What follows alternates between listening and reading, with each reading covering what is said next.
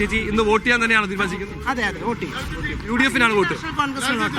Yes, അതുകൊണ്ട് ചെയ്യുന്നുള്ള vote ചെയ്യും. അത് ഇന്ത്യൻ നാഷണൽ കോൺഗ്രസിനുള്ള വോട്ട്.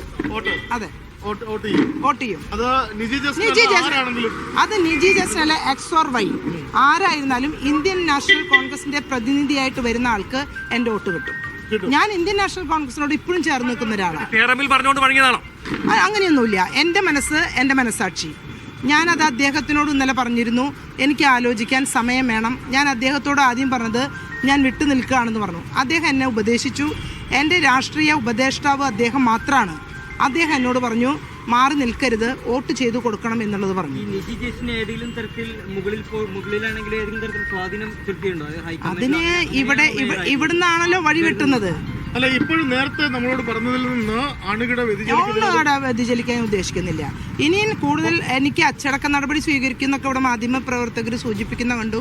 അദ്ദേഹം പറഞ്ഞതായിട്ട് അങ്ങനെ എന്നെ അച്ചടക്ക നടപടിയിലേക്ക് വരികയാണെങ്കിൽ അവരെ അച്ചടക്കം പഠിപ്പിക്കാനുള്ള വഴികൾ എന്റെ കയ്യിലുണ്ട്. തീർച്ചയായിട്ടും ഉണ്ടാവും. സാമ്പത്തിക വിഷയം അല്ലാത്തതുകൊണ്ട് ഇവിടെ പ്രതിപക്ഷ നേതാവായിട്ട് 10 കൊല്ലം ഇരുന്ന ഒരു മഹാനായിട്ടുള്ള നേതാവുണ്ടല്ലോ, രാജംപല്ലൻ, അവന്റെ കാര്യങ്ങളും അതോടൊപ്പം തന്നെ അത് എനിക്ക് പറയാം. അത് നെവർ ഒരു ഘട്ടം വന്നാൽ, അതായത് എനിക്ക് നേരെ അച്ചടക്ക നടപടി കൊണ്ടുവരും എന്ന് പറഞ്ഞാൽ അതിലെ ഇൻക്ലൂഡിങ് രാജൻപല്ലൻ ആണ് അതിലൊരു കണ്ണി. അദ്ദേഹത്തിന് നിയമസഭാ സീറ്റിലേക്ക് മത്സരിക്കുന്നതിന് വേണ്ടി, തൃശ്ശൂരിലെ സീറ്റ് ലഭിക്കുന്നതിന് വേണ്ടി എന്നെ ബലിയാടാക്കാൻ ഒരു ഘട്ടം വരെ എന്നെ മാറ്റി നിർത്തുകയും എനിക്കെതിരെ പല ആരോപണങ്ങൾ കൊണ്ടുവരികയും ചെയ്ത ഒരു മഹാനാണ് അദ്ദേഹം. ഈ രാജംപല്ലനെതിരെ സാമ്പത്തിക ആരോപണങ്ങളുണ്ടോ? ഞാൻ എല്ലാ കാര്യങ്ങളും പുറത്തു പറയാം, കുറച്ച് ഘട്ടം കൂടി കഴിയട്ടെ. സാമ്പത്തിക ആരോപണം മാത്രമാണ്. അല്ല, അത് ഞാൻ വിട്ടു പറയില്ല. കാരണം എനിക്കെതിരെ അച്ചടക്ക നടപടിയുമായി പാർട്ടി വന്നാൽ പാർട്ടിക്കെതിരെയുള്ള വെളിപ്പെടുത്തലുകൾ എന്റെ കയ്യിലുണ്ട്.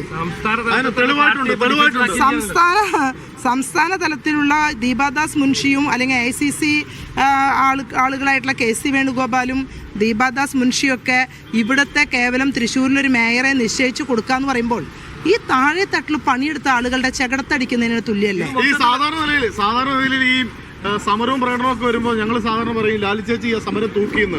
ഇന്നത്തെ മേയർ തെരഞ്ഞെടുപ്പിൽ ലാലി ചേച്ചി തൂക്കിയല്ലോ. ഇന്നത്തെ മേയർ സ്ഥാനാർത്ഥിക്കുള്ള ഒരു വോട്ട് എന്ന് പറയുന്നത് ഇന്ത്യൻ നാഷണൽ കോൺഗ്രസിനുള്ള വോട്ടാണ്. അത് ഞാൻ കൊടുത്തിരിക്കും. അതിൽ നിന്ന് ഞാൻ വിട്ടു നിൽക്കില്ല. കാരണം എൻ്റെ പാർട്ടി ഞാൻ സ്നേഹിക്കുന്നു. എൻ്റെ പാർട്ടി എൻ്റെ അഭിമാനമാണ്. കേവലം അതിലുള്ള 4-5 നേതാക്കളല്ല ഈ പാർട്ടി. ചേച്ചി ഒരേ സമയം പാർട്ടിക്കൊപ്പം നിൽക്കുകയും ചെയ്യുന്നു. പക്ഷെ നിങ്ങളുടെ ഓരോ വാക്കുകളും പാർട്ടിക്ക് മേൽ ചെന്ന് പതിക്കുന്ന കൂരമ്പുകളാവുകയാണ്. അത് നിങ്ങൾ തീരുമാനിച്ചോളെ. എന്നെ സംബന്ധിച്ച് ഞാൻ പറഞ്ഞല്ലോ, കൊള്ളക്കാരാണോ ഇവിടെ പാർട്ടി നയിക്കുന്നത്? അത് നിങ്ങൾക്ക് പിന്നീട് മനസ്സിലാവും. ഇവിടെ രാജംപല്ലന്റെ കാര്യങ്ങൾ എന്ന് പറഞ്ഞു കഴിഞ്ഞാൽ രാജംപല്ലൻ നിലകൊള്ളുന്നത് അദ്ദേഹത്തിന്റെ വ്യക്തിപരമായ ഉയർച്ചയ്ക്ക് വേണ്ടി മാത്രമാണ്. ആള് പാർട്ടിക്ക് വേണ്ടിയല്ല. അയാളുടെ വ്യക്തി. ഇനി നിയമസഭ കിട്ടണം, നിയമസഭ കിട്ടിയ മേയർ മന്ത്രിയാകണം, അങ്ങനെ ഒരുപാട്. ഒരിക്കലും കിട്ടില്ല. അത് കിട്ടില്ല, നമുക്ക് അറിഞ്ഞുകൂടാ.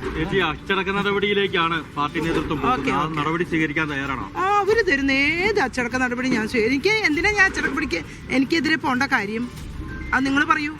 അതായത് ചില കാര്യങ്ങൾ ഞാൻ പറയുന്നത് കൊണ്ടാണോ അച്ചടക്ക നടപടി? അതായത് ഇവിടെ മടിയിൽ കനമുള്ളവന്റെ കൂടെ ആളുകൾ കൂടുന്ന ഒരു ചരിത്രമാണ് തൃശ്ശൂർ ഉണ്ടായതെന്ന് നഗരത്തിലെ മുഴുവൻ പേർക്കും അറിയാവുന്നതാണ്.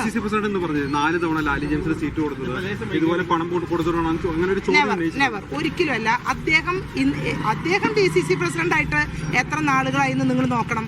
അദ്ദേഹം എന്നാണ് DCC പ്രസിഡന്റ് ആയത്?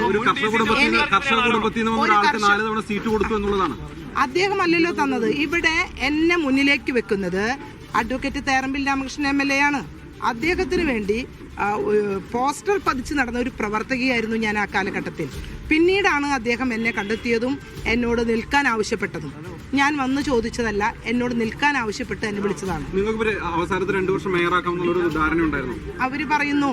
പക്ഷെ ഞാൻ പറയുന്നത് നഗരത്തിലെ ഒരു ഭരണം എന്ന് പറയുന്നത് കണ്ടിന്യൂസ് പ്രോസസ്സാണ്. അത് കട്ട് ചെയ്ത് ഓരോരുത്തർക്ക് നിലനിൽപ്പിനും വായടയ്ക്കാൻ വേണ്ടി കൊടുക്കേണ്ടതല്ല.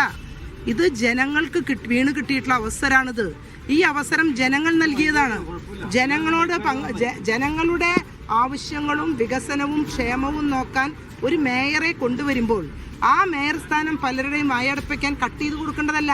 അവർ ഭരിക്കട്ടെ. നിജി ജസ്റ്റിനെ മുന്നോട്ട് കൊണ്ടുവന്നിട്ടുണ്ടെങ്കിൽ അവർ നയിക്കട്ടെ 5 വർഷവും, അല്ലെങ്കിൽ കൊടുക്കാൻ ഇവിടെ അർഹതയുണ്ട്. നിജി ജസ്റ്റിന് പിന്തുണയുണ്ടോ ലാലി ജെയിംസിന്റെ? വ്യക്തിപരമായിട്ടില്ല.